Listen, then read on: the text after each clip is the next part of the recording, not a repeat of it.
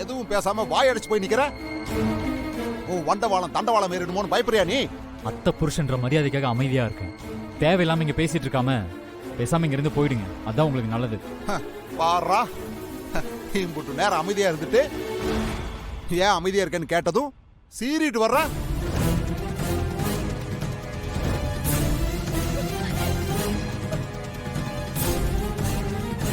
இந்த அத்தை புருஷங்கிற நினைப்பெல்லாம் என் மேல கை வைக்கும் போது எங்க போச்சு?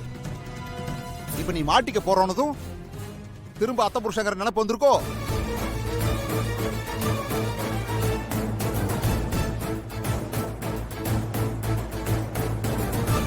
ஒடி பைய நீ என் மேல கை வச்சல, அதை இன்னும் மறக்கல நானு. அதுக்கெல்லாம் சேர்த்துதான் பழி வாங்க வந்திருக்க. இப்போ ஒழுங்கு மரியாதை இங்க இருந்து போயிடுங்க. அதான் உங்களுக்கு நல்லது. ஏய் என்ன என்னை மிரட்டுறியா? இதுக்கெல்லாம் பயப்படுற ஆளு நான் கிடையாது.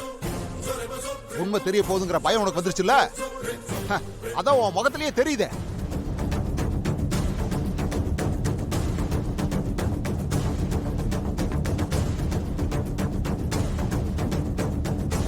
கரிகாலா, என்ன சொல்லிட்டு இருக்காரு இவரு?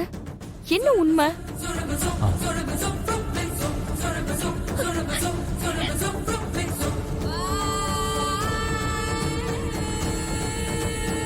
அதை எப்படி அவன் சொல்லுவான்? அந்த உண்மை உனக்கு தெரிஞ்சா நீ அவன் மூஞ்சில காரி துப்பிட்டு போயிருவியே. தேவையில்லாம பேசிட்டு இருக்காதீங்கன்னு சொல்லிட்டேன். முதல்ல இங்க இருந்து கிளம்புங்க. அதான் உங்களுக்கு நல்லது. எனக்கு நல்லதா உனக்கு நல்லதா? எல்லாருக்கும் நீ பண்ணது தெரிஞ்சிருச்சுன்னா என்ன ஆகுங்கிற பயத்துல தானே இங்கிருந்து என்னை போக சொல்ற. நீ வரதா, என்ன ஏதோ பேசிட்டு இருக்க? விசேஷம் நடக்கிற இடத்துல பிரச்சனை பண்ண வந்திருக்கியா? ஊர் ஆளுங்க முன்னாடி உன்னை நீ அசிங்கப்படுத்திட்டு இருக்க. முதல்ல இங்க இருந்து வெளியில போ. நான் போறேன். இது உங்க வீடு.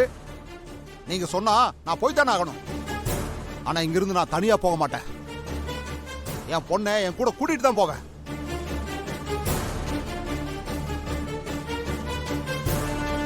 உன் பொண்ணுன்றதுல கல்யாணத்துக்கு முன்னாடி. இப்ப அவ எங்க வீட்டு மருமக.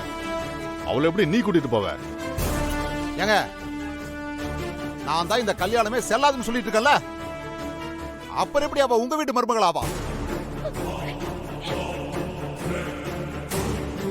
எப்ப அருள், நான் உனக்காகத்தான் பேசிக்கிட்டு இருக்கேன். எல்லாத்தையும் பார்த்துட்டு அமைதியா இருக்க. நீ என் கூட சேர்த்து பேசுப்பா.